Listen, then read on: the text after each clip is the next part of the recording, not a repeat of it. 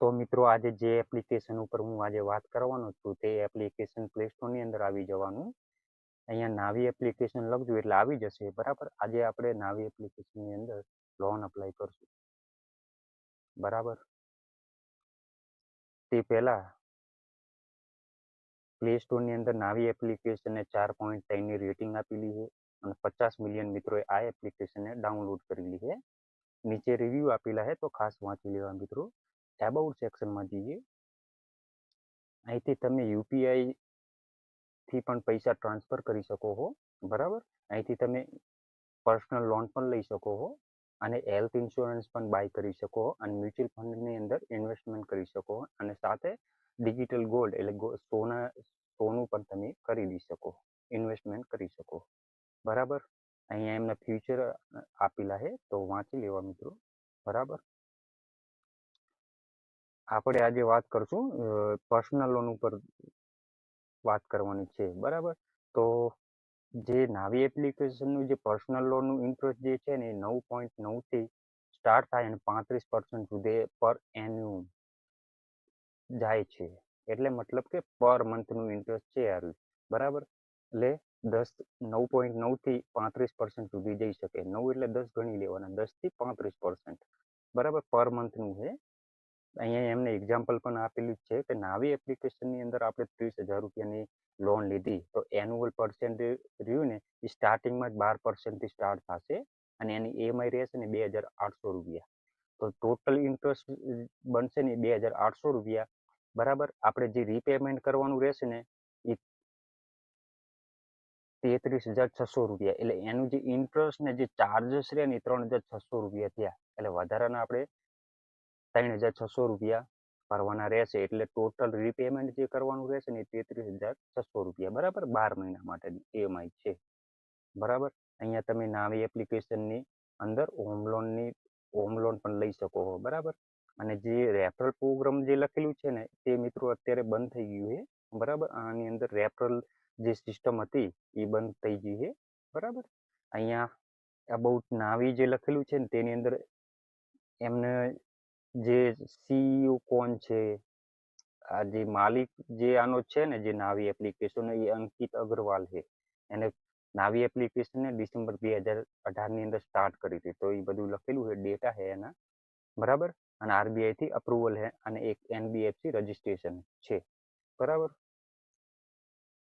તો ચલો એપ્લિકેશનને ઓપન કરીએ. ચલો તેના પર ક્લિક કરશું. તે પછી મિત્રો ઓટીપી આવશે. ઓટીપી નાખી અને વેરીફાઈ જે લખેલું છે ને તેના પર તે ક્લિક કરશું. તે પછી મિત્રો લોકેશનની પરમિશન દેવી પડશે અને કોન્ટેક્ટની પરમિશન દેવી પડશે. તો મિત્રો નાવી એપ્લિકેશન રહીને આ પરમિશન લઈ લેશે ને તો આપણી જે ગેલેરીની એક્સેસ અને કોન્ટેક્ટની એક્સેસ એ એમની પાસે જતી રહેશે મતલબ કે. બરાબર, તે પછી કન્ટિન્યુ ઉપર ક્લિક કરશું. તે પછી આ રીતનું ઇન્ટરફેસ આવશે મિત્રો. તો આપણે તો લોન અપ્લાય કરવાની છે તો જે પહેલા નંબરનું જે કેશ લોન લખેલું છે ને તેના પર ટેપ કરશું. તે પછી આ રીતનું ઇન્ટરફેસ આવશે મિત્રો. પ્રોફાઇલ ડિટેલ્સ નાખવાની રહેશે.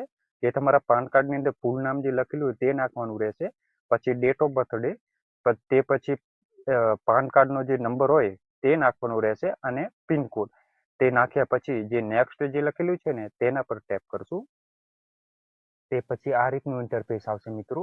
તો અહીંયા જે સેલેરીડ અને સેલ્ફ એમ્પ્લોયડ રહેશે તો સેલેરીડમાં જ ક્લિક કરજો કેમ કે આની અંદર લોન અપ્રુવલ મળવાના ચાન્સ વધારે છે. બરાબર, અને જે સેલેરી જે છે ને એ 20,000થી માંડીને 40,000 નાખજો.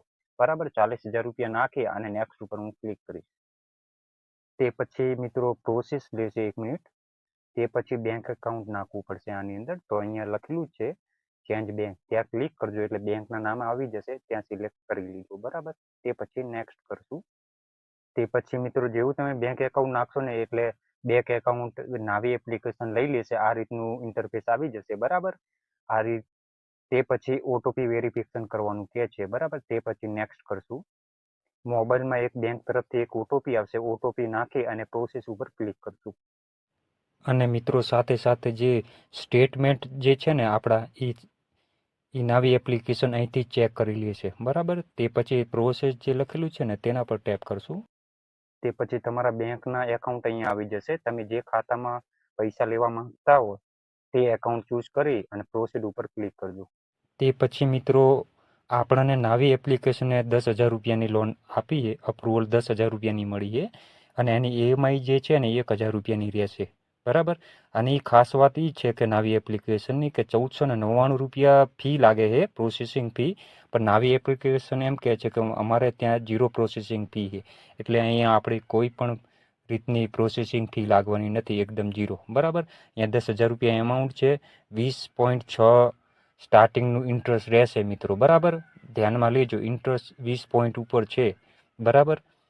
અને બીજી તારીખે EMI રહેશે, બરાબર.